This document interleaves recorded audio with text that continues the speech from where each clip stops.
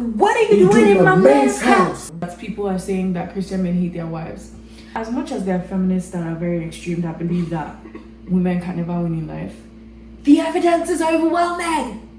Welcome back to my channel, guys. Today we are talking about episode 5, season 4 of Justice Girls. I wrote down I have some notes, as Abiola would say. I have notes. I have to say I enjoyed this episode quite a bit. I loved it, I won't lie, and today I have more energy, so you guys will get the real me. Ella and Muna. You guys are jokers. Let's just start there. First of all, why did Muna take the one slither of an opportunity to express his upsetness at Ella concerning his sister's marriage debacle without even asking himself for a second? Oh wait, why couldn't my sister tell me that she was having marriage issues? No, instead I'll take it out on my girlfriend that is scared of me going back to my ex. You know what? Let me stop right here. If you haven't seen the latest episode of Justice Girls, as Pastor Mildred will say, run, don't walk. This video is going to contain spoilers, and we don't want to ruin the experience for you guys. But back to what my wife was saying. I'll keep praising the director, the scriptwriter, the people on the show, because they have made all the characters real and not flawless. So there was a point where you could easily have pegged Muna as the flawless, realistic man. But the way he's behaving in a real manner, which some men do fall into that trap of, I myself included. But it's annoying.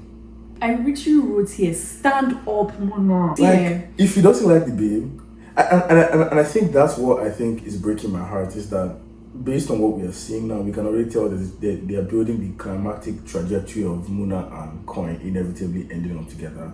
But I think my heart is now beginning to bleed for Ella, because I get many people have demonized her as whatever. She's still a human being. Like, and at the end of the day, it's literally one of those stories of the girl that your babe told you or warned you about. I don't know how to say, but it's literally that trope of it's the babe that they are warning you about that's going to cause the downfall. Like, every single time they've made Ella to be like this paranoid Banjay person. Like, Banjay means and she was given that energy, but at this point now it's like, where's the lie? Yo, Muna is so, he needs to stand up. He needs to have some self-worth. He needs to think about how this woman made him feel. He needs to just stand he has up. forgotten that. Did you see that first part of the episode where they were gazing into? There were 10 of them. Oh, okay. There were like 5 of them. 2 of them were doing. Make we leave the room for now. Cameraman, God bless you people. They did it. They shot the shots in such a way where it was like it's literally these 2 people in the room. They were talking. To be honest, I didn't hear anything they said. I was just cringing the whole time because I was like, I know it's a cough that's going to break this, and it was a cough that broke it. Someone had to cough. They said, I said, are you people injured? No, I don't even blame Koinsala. It's Muna I blame. Because if he wasn't allowing it, it wouldn't be happening.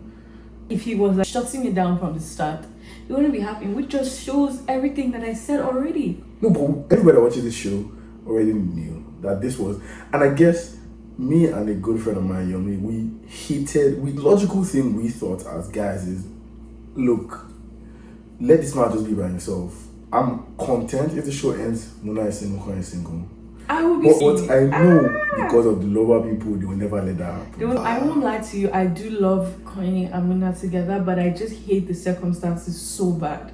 In theory, Muna should just be alone, like he said. But ideally, to be honest, and I'm sorry, this video is going to be long, so grab tea, grab popcorn, whatever. If I listen to this while you're doing something else, but I personally think that from the beginning, Muna and Ella could have just been good friends and business partners, just platonic.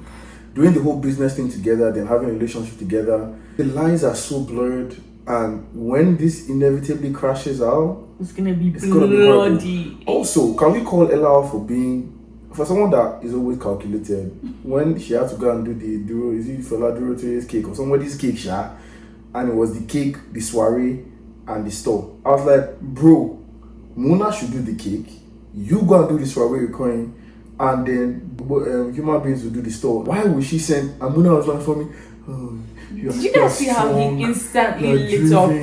I said, this babe has approved you're going to see.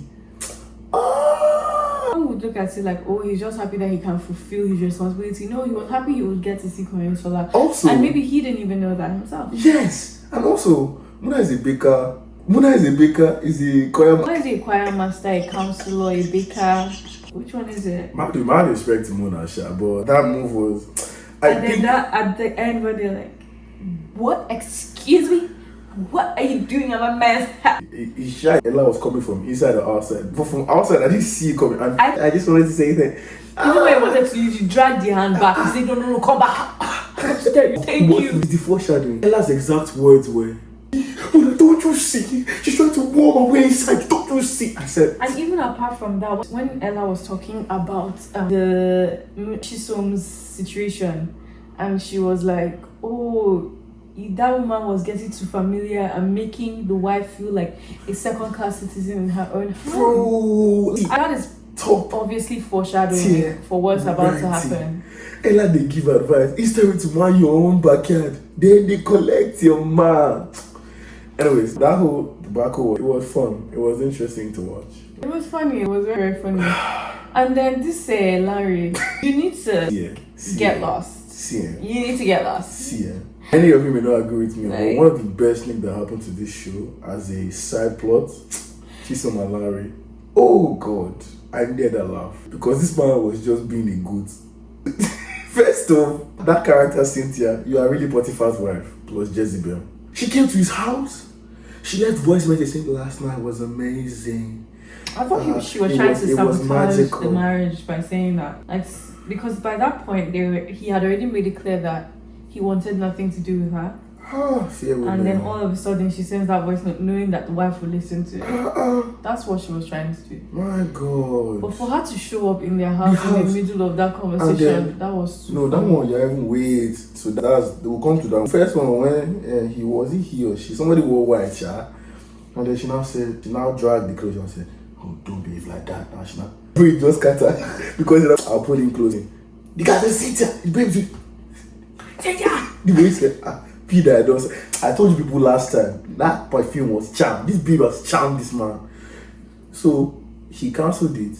Then, as if me and my wife knew, this babe sabotaged this man at work. I knew he was going to get fired. I knew he was going to lose that job. I knew it. Crazy, the lengths and the extents people go to just because they don't want to hear no. Then him and his wife were not having serious conversation, fighting in the house. So maybe that's when he wanted to say, "Don't lose my job." This woman entered the house. You see, this is why I don't want people to know my house sometimes, man. Like boundaries on zero. In the middle of an argument, see, Pastor, I don't know how to say her name, Pastor Mrs. Tike, I'm sorry, I don't want to butcher her name. I really love her character, man, because she was giving hot. She said, no. She said, go and talk to Cynthia, go and talk to your laptop. go and face your work. Where are the boundaries when it comes to like work-life balance? And it was very interesting because my wife was saying this thing like that. I never thought about it that way, but she was like, when we're at an event, we're at a friend's thing yesterday, and she was like, how your spouse behaves when you're pregnant shows whether or not they really love you. And I never thought about it, but watching this episode, I was like, Chisom really believes that this man hates her. Let me get back to the issue. Chisom said, you could go for a concert, go for work meeting, but you couldn't even come for your baby's skirt. You couldn't come for your first baby's skirt. Your first baby's skirt. The acting that fried me. So far, these last 2 episodes, the acting has just, it's like they dialed it up in notch. Quality acting, everybody's giving back. The only person that is just chilling is GT. Maybe because she has spent herself. Also, poured herself out. Also, I really think her answered prayer is she's going to either form partnership with Decca or Decca will just give her the loan. The answer to her prayer shall be Decca. Maybe Decca revived her business that she thought died and has been running it. Then she'll not be like, I always wanted to tell you that you've been running it so that something, and she cried. But everybody just giving top tier. So this Larry and Chisom, then who's the man I wanted to talk about how it ended. So Muna calls them in for marriage counseling. Sorry, you counselor. Like, said they should who gave him that job? And then they were talking. It's not even marriage. So many things to unpack. But I think I didn't like the fact that I don't know if he really understood where Chisom was coming from. And he was just there And saying he just rubbish. dumped that, oh, he got fired, he lost his job, he's been going through a lot. And I was just like, bros. And the only reason why I can say this is because of the glory of God alone and God alone. I've had a pregnant wife. Wow, she has glory. delivered. And I have a baby now. Hallelujah, holy, holy. I really think there was a better way to communicate all that pressure, man. Like, to just come and I didn't like that moment because I felt like she was cheated of a lot of things that she needed to express so that he would understand the necessary boundaries that needed to be in place and how important to the marriage and the family his presence was. I feel like him just dumping that he was fired, and because as he said it, Chisom's character she forgot everything and she was like, what are we going to do? And he too now started saying what we're going to do. And all this time, the babe she has failed the medical exam that they put their savings into. I don't know, I'm analyzing this like it's a 7. No, it's actually a really important thing to talk about because a lot of people don't understand like how important it is to acknowledge what you have done to someone and how that will aid the solution and the healing and the making sure it doesn't happen again, because now he did not give an opportunity for Chisom to explain why she felt that way. Even Muna, that's why I'm even angry. Like you are just doing like your marriage counselor, but you don't know how to counsel anything because you don't know why she's even upset in the first place. You don't know why all these things hurt her. And Larry is annoying to me till now. Even though I know he didn't do anything, he's still so annoying because it's giving weaponized incompetence. Like, you know, you claim not to know that what you were doing was hurting your wife. You were just thinking about the finances. Fine, I don't dispute that you're thinking about the finances, but like, you should have a level of emotional intelligence that would tell you that you ignoring your pregnant wife, not going to any of the scans, not caring about her exams, not asking her about her well-being, leaving before she wakes up and not eating food from your house. Come on, you have the guts to be saying, what do you mean? I didn't do anything. Like, are you crazy?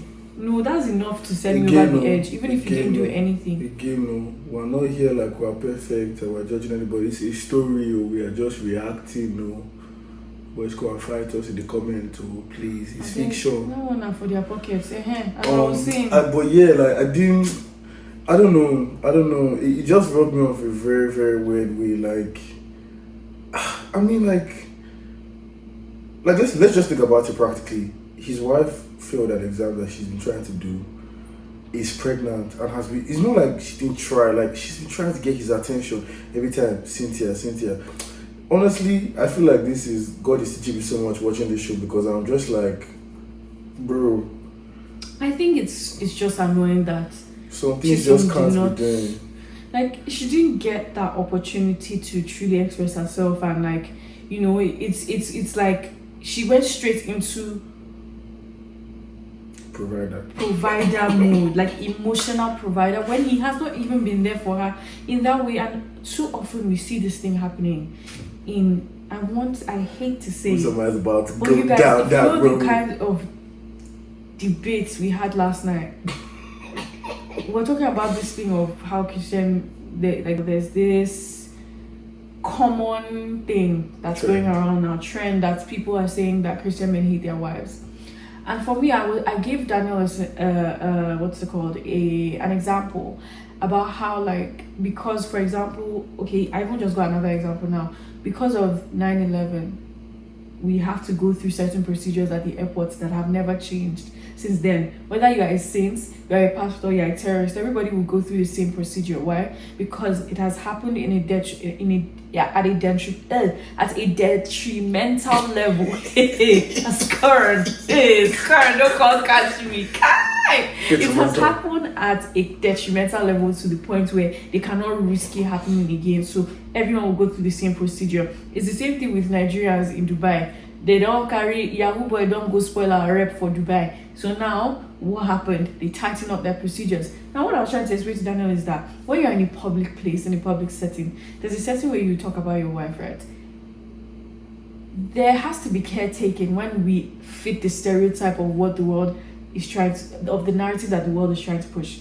If they already think that Christian men don't know how to talk about their wives in public in a way that is positive, then why are you going to put yourself in a situation where whatever you're saying can be misconstrued? My point being, you should not give any opportunity for people to talk. Anyway, how did I even get here?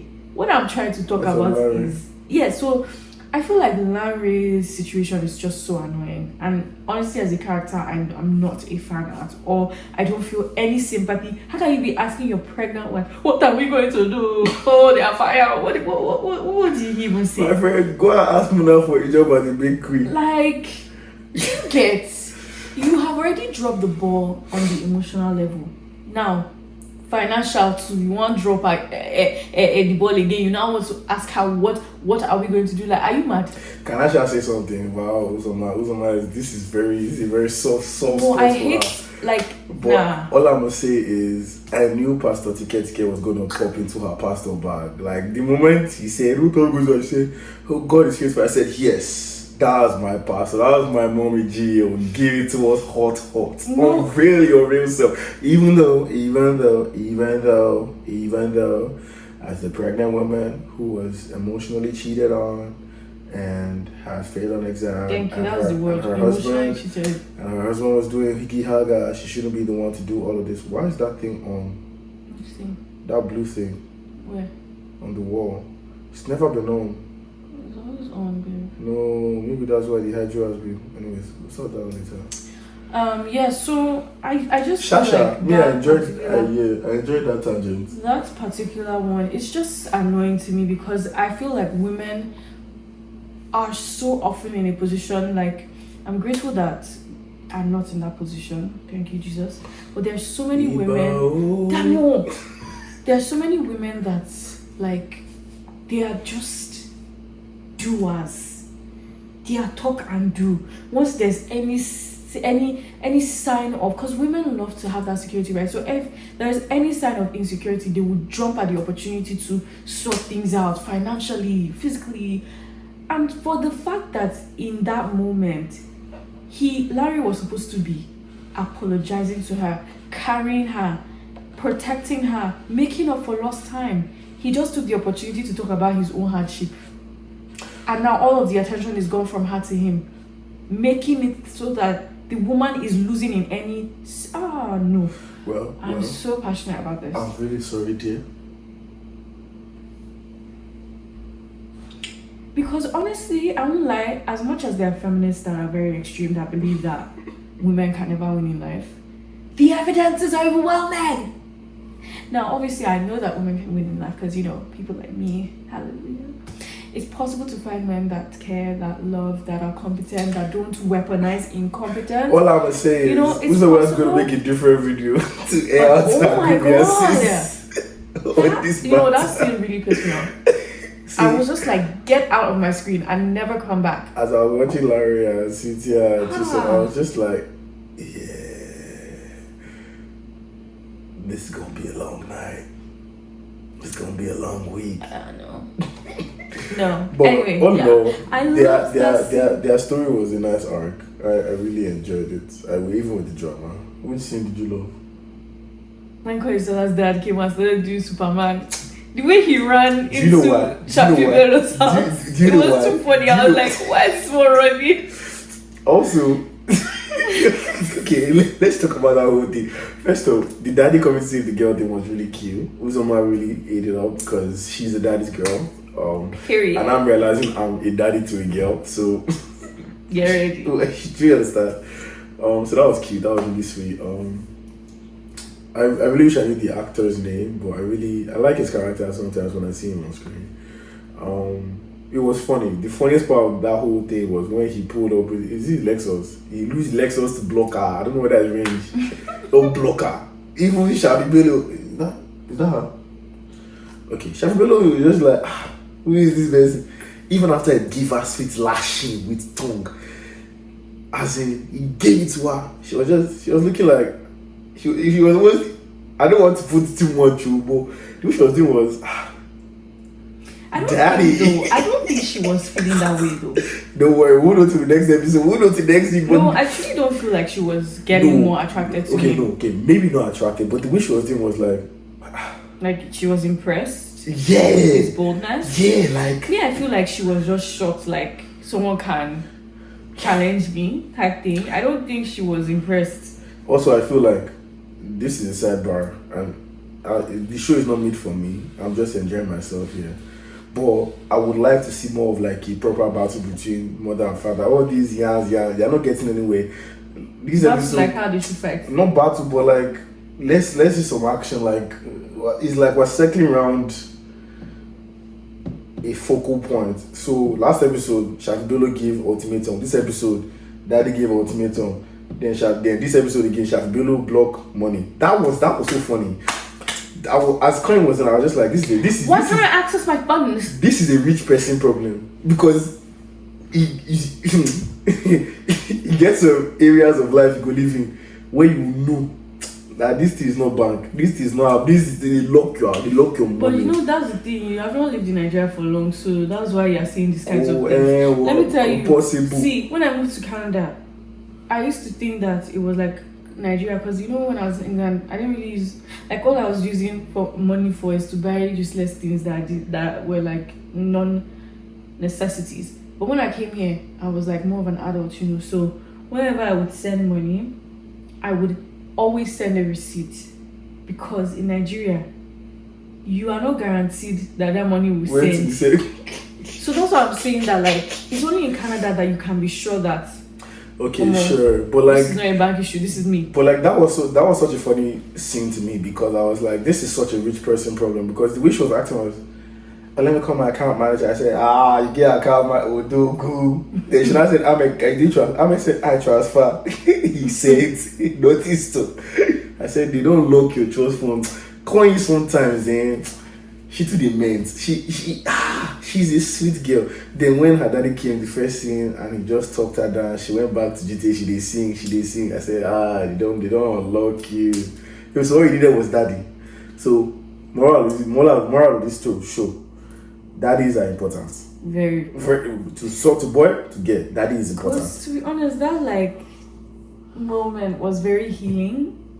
Like when she was like, it was nice to see Coin like that, Shala, because all her it's like she's always on edge, and now she can finally because her mom. out. Anyways, I didn't get enough Shafibelo this episode, but I understand. I'm hoping that she's gearing up for the next one. He was fire. But who else? Are you ready to catch fire? We are ready. We boot camp 2025. Grab your tickets now. Ame finally dropped the one on Jermaine. First off, Jermaine, that man is fine, Sha. But then the guy just walked. Out. Anyways, I'm glad that was resolved because I was like, when am I gonna get through this? So I'm glad that was resolved. What else? Who else? I hope your face is fine, Sha. I beg for. No, I just have to say, like, honestly, wasn't a fan of that character. I am glad we have a season without her. I'm so glad. Very glad. Let her go have her baby and rest. Yeah, I just want to be sure she's fine. Yamina came back. She was in Yamina things. Very unnecessary, but you know. We're grateful. I wish it was Tega instead. We didn't get Tega this episode. I missed him. That's true. We didn't get Tega. That's good. Yeah, that's pretty much everything. That's pretty much everything. So moral of the story of this episode, don't neglect your wife. Incompetent. Don't be incompetent as a man, please. Wow. What if they are trying? I feel like this is a whole different video. Yeah, let's do a whole video. Don't worry, we'll get Brandy and Ori. They're supposed to do a video with us. So that video go hot, man. I'm sorry, like the weaponized incompetence is something that I really hate. It's sends me up a wall. Sorry, pastor. No, I hate it. But yeah, that is important. What do you mean? Like we are just as much as human beings as each other. You have the same capacity as me. No. So why like? No, we don't. Okay, fine. We don't have exactly the same capacity in certain things. But then it's like things like emotional intelligence. Come on, man. Well, see you guys next week. We hope you enjoyed this video. Please like, comment, and subscribe. When does it And end? also, please go to. We'll stop now. We'll continue our life. We'll talk about other things. Please like, comment, and subscribe to this channel. We love you, and we are glad to be able to provide this video for your entertainment and education. There's no point in saying this, but let's pray that Muna and Corey don't end up together. But we all know. We already know that's what's going to happen. We already know. I just want to see that showdown between Corey and Ella. I don't think I want to. We also, Ella, get your to. man, even though you will lose. But I think I'm already preemptively feeling sad for Ella because I feel horrible for her because it's a losing battle. Like, I think I would have hoped for Ella to have enough self-respect to say you're done. Yeah, I'm done, and like I'll just walk away. Yeah. I may like you, but because the struggle yeah, is gonna be embarrassing. It's too much, man. Like that's my prayer for Ella, like that she preemptively steps away. Even though that will complicate things and make it a longer season, but that's my preference. Cause like this is unnecessary. Like she's about to clap back with this babe in front of her man's house, like, and the man is already looking at her like. And the baby's like, bro, why is... Imagine, we'll end on this note. Imagine you and your man decided to split to cover more ground. You sent him somewhere, knowing fully well he's going to the den of lions. They cover a different ground. Do you understand? You've done your own work, you're thinking, okay, you come back. Bear in mind, they're coming back because you thought he was upset with you. As in, you said, I love you, he said, bye. See, Muna, you are messed up. Anyways, you're running to his house, come and say, I'm sorry now, even though it's not really your fault because it's not really your business. That's brother and sister issue. They should be sorting out. Now you're in the middle. So you're coming back to come and say sorry. You not get there, you not see the line that you've been avoiding since. In front, is giving Adam and Eve. It's giving the snake. He's giving so many wrong things, man. Like you just go there, you're thinking, how am I going to apologize to Muna? You know, how you already know how Muna is. Every small thing will just be, oh, you didn't tell me. You know, that's how the episode started. When Colin was that's how this season started. When Colin was kidnapped, you didn't tell me. When Colin was found, you didn't tell me. So Muna's thing with Ella is, you don't tell me anything. Meanwhile, the baby telling him things, but it's not. Oh God! So you're only there to just apologize. You already know how this man is gonna be. You now see Colin. It's a slap on the face. Excuse me? What are you doing in my man's house? That's how I end the episode. Bye, lovelies. Mwah.